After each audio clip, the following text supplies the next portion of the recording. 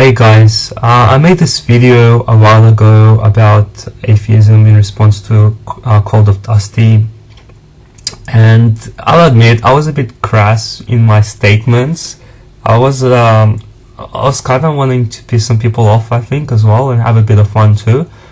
But the point I was really trying to make, I won't delete the original video. I'll just link this one to it because I don't want to delete.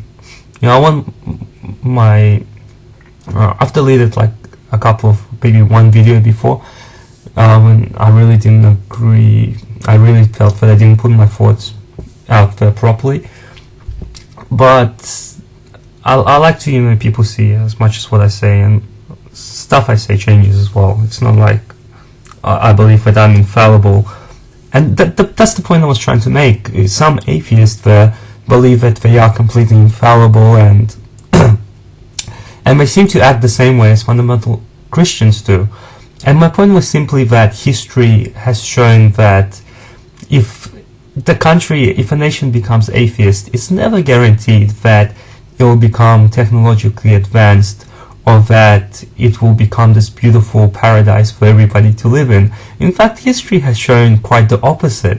And again, I'm not saying that an atheist nation can't be good. I believe it can be, and there will be an atheist nation in the future that will be good, because it simply hasn't, the notion of atheism being mainstream hasn't been around for that long.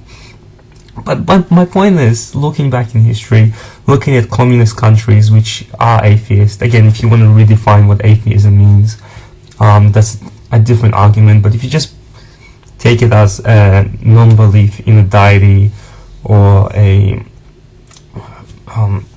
if you just take it as that, I guess dogma can be argued whether a communist dogma is technically dogma or whatnot. You see, the atheist nations didn't do quite well. They were very, very, treated the citizens very badly, and a lot of them are still in poverty. Like North Korea is in complete poverty.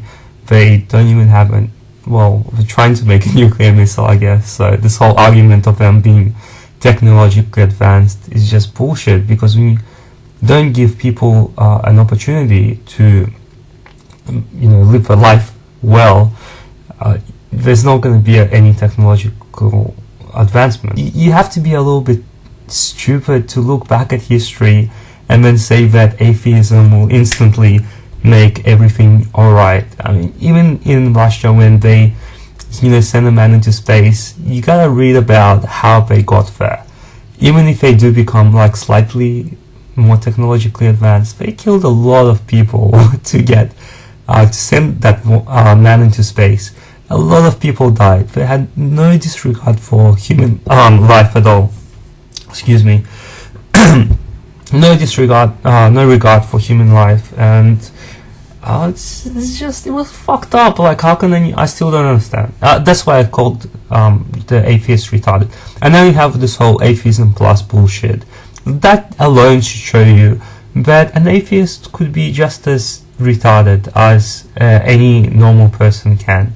And I told you some personal stories, and they're absolutely true, where I met a woman who was arguing about how Christians were singing songs and being all jovial on the bus, and she was an atheist. And then I read her profile, and she was part of Goken Ryu, and Goken Ryu is a martial arts cult. It's a McDojo, if you heard of that saying. They're like the Mormons. They go door to door knocking, getting clients, but they don't have any kind of good training.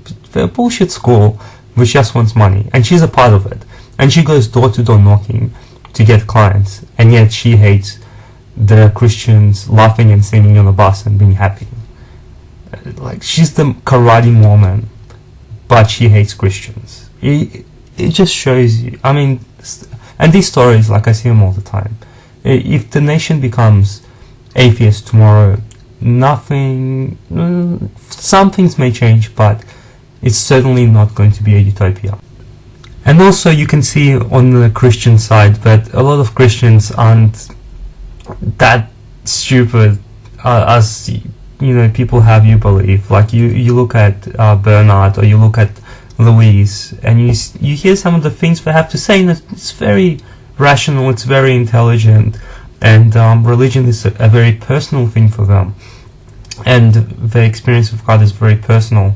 Now, my own experience is that I'm an agnostic. I really, like, I've prayed and I felt good about it, but I will never tell until I think we die. We'll never be able to tell if it's just your brain playing tricks on you, or if it is like some other force out there helping you out or whatnot. But I've had really good success with praying, and even if, yeah, just feeling good. And I think there's a lot of great practices with religion.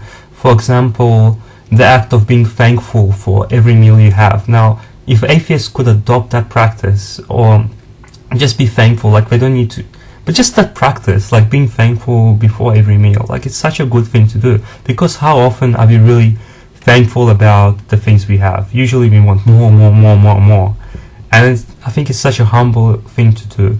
And you think like confession as well. It's like going to people go to see a psychiatrist, and then you have confession for free. I mean, you can argue whether the priest you're going to, but I've met some really good priests as well.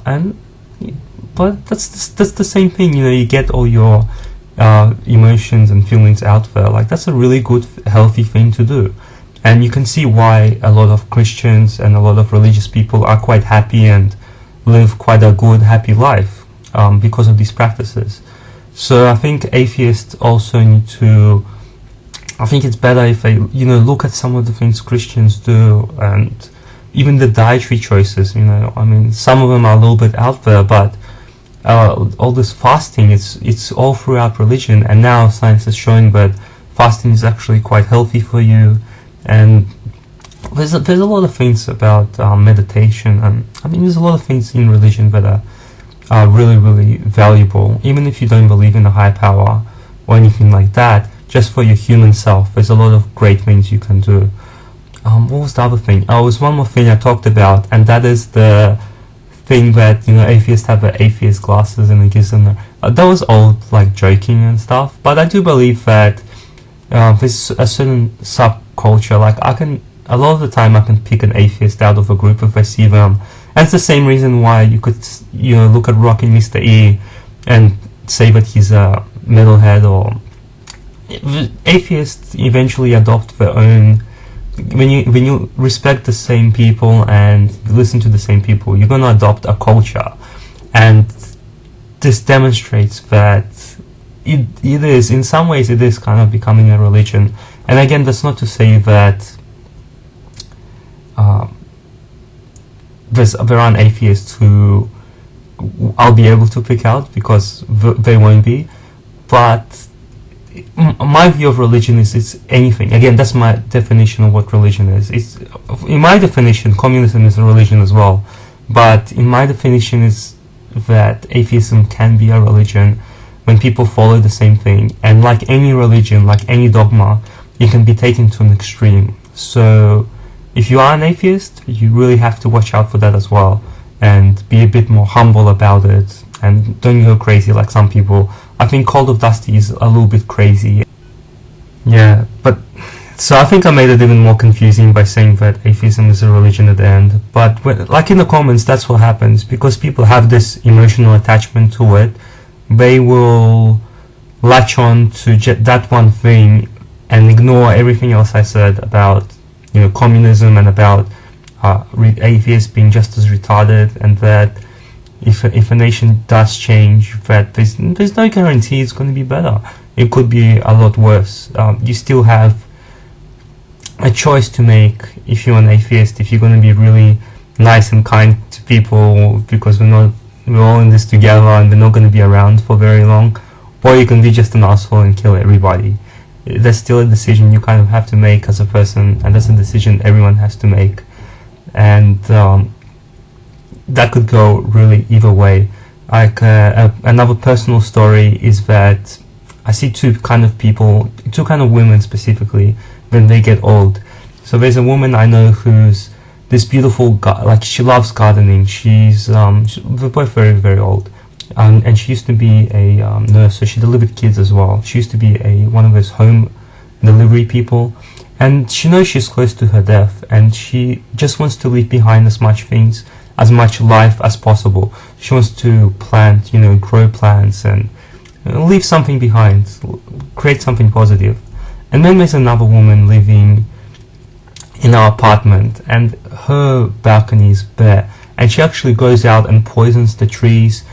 She hires people to cut down the trees, and she claims to be this really great gardener, but all she does is destroy things. She doesn't have one plant in her apartment. So you still have this kind of choice to make about what kind of person you're going to be, regardless of what you believe in.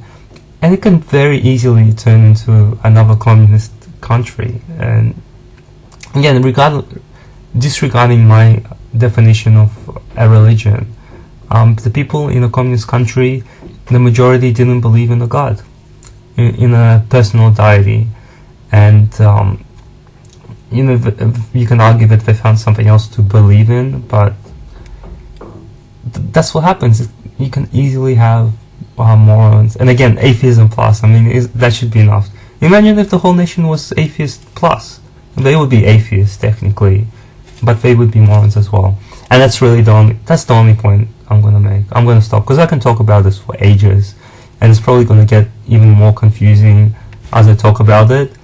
But that's really the point I was trying to make, is that that the religion does influence a person, but in the end, I don't think it has as much sway as people think. There's a lot of great people who are religious, and there's a lot of intelligent people who are religious, and there's a lot of atheists who are just complete and utter idiots out there.